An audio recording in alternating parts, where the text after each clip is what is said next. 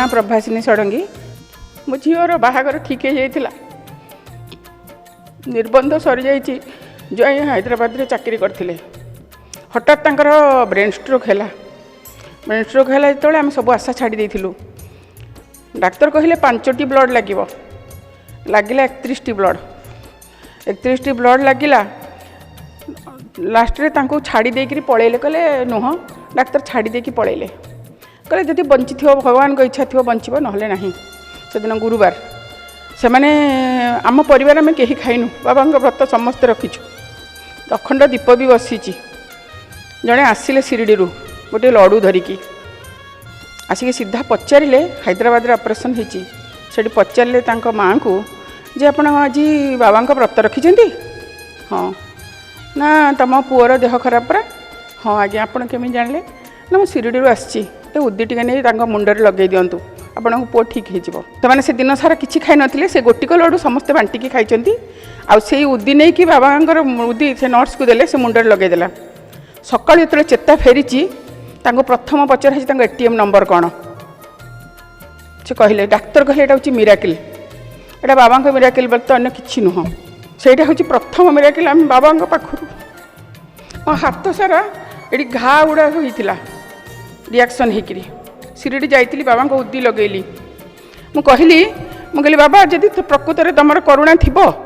मुझे शिरडी बाहर बेलू मो हाथ में किसी न मो हाथ देखूँ एपर्यंत मो हाथ में किसी ना कुआडे भल हो गला। आ तो बहुत छोट छोट अनुभूति अच्छे आज्ञा पुओ चाकरी पाइनी पुओ पाठ पढ़ी MBA इंजीनियर चाकरी पाई नथिला भात छाड़ीदेली बाबा पाखे भात खाइबी बाबा जपर्यंत मो पुओ चाकरी न पाई बाबा पाइला से चाकरी शिरडी गली शिरडी जाकि से बाबा ठूँ अन्न खाइली चा भी छाड़ी पुओर बाहागर पुओ बाहागर बाबा ये करुणा है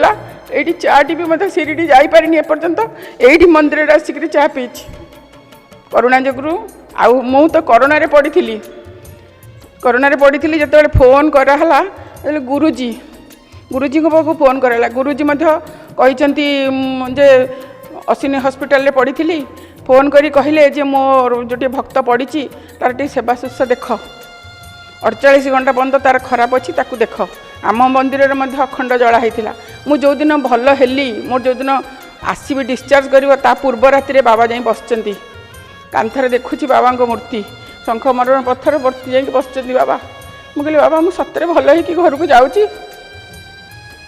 12 दिन रे मु भल होकि आसी आज्ञा जानिछि मु तुमे संज तुमे पुणी सकाळ तुम इंगित रे चले संसार सफल।